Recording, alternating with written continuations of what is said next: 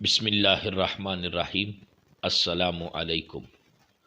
وہ مسلمان بھائی جو یہ شکایت کرتے ہیں کہ میری زندگی میں تنگ دستی ہے، میری زندگی میں خوشحالی نہیں ہے، میری بات نہیں بنتی، وہ ہر وقت شکوے اور شکایتیں کرتا رہتا ہے کہ میں سب کچھ کرتا ہوں، اچھے عمل بھی کرتا ہوں، نماز روزہ ساری چیزوں کی پابندی بھی کرتا ہوں، لیکن میری زندگی میں کوئی چین نہیں ہے، میری زندگی میں کوئی سکون نہیں ہے، میری زندگی میں تنگ دستی ہے۔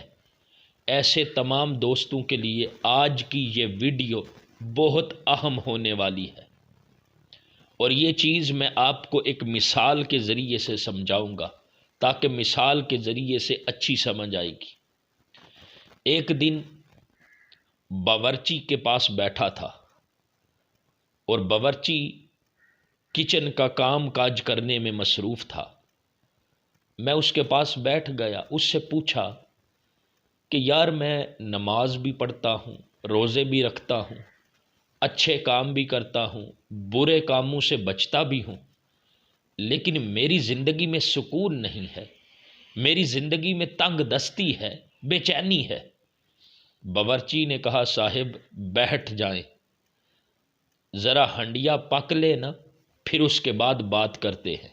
وہ ہنڈیا پکانے کے لیے پیاز، لہسن، ٹماٹر، نمک، مرچ، مسالہ سب کچھ ہنڈیا میں ڈال رہا ہے، اور ڈالنے کے بعد میرے پاس آ کے بیٹھ گیا۔ میرے پاس آ کے بیٹھ کے کہتا تھوڑی دیر بعد ہنڈیا پک جائے گی، لیکن باورچی نے آگ نہیں تھی جلائی، بھول گیا تھا۔ تو میں نے اس سے کہا باورچی یار آپ نے آگ نہیں جلائی اور آپ کہتے ہو تھوڑی دیر بعد ہنڈیا پک جائے گی، آگ کے بغیر کیسے ہنڈیا پکے گی؟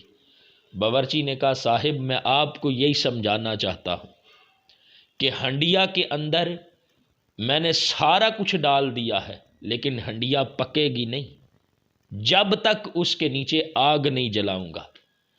اسی طرح ہماری زندگی میں، آپ کی زندگی میں نماز روزہ صدقہ و خیرات نیک اعمال سب کچھ ہیں، لیکن بات نہیں بنتی۔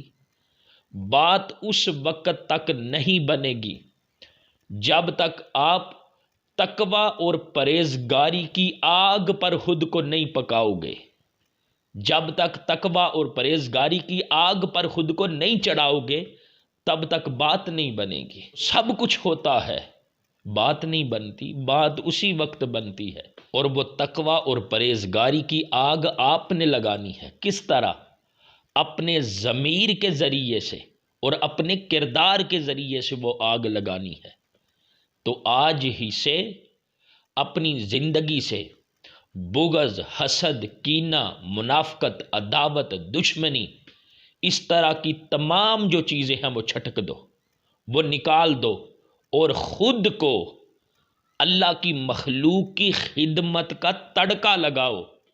پھر دیکھنا بات بنے گی، پھر خوشحالی بھی آئے گی، پھر تنگ دستی بھی دور ہو جائے گی، اور پھر بات بھی بنے گی، پھر رب کے ساتھ رابطہ اور تعلق بھی بنے گا۔ جب آپ اس کی مخلوق کے لیے کچھ کریں گے تو پھر دیکھنا آپ کے لیے خوشحالی کے اور سکون اور چین کے کس طرح دروازے کھل جائیں گے۔ اللہ تعالی ہم سب کو دوسروں کے لیے آسانیاں بانٹنے کی توفیق عطا فرمائے۔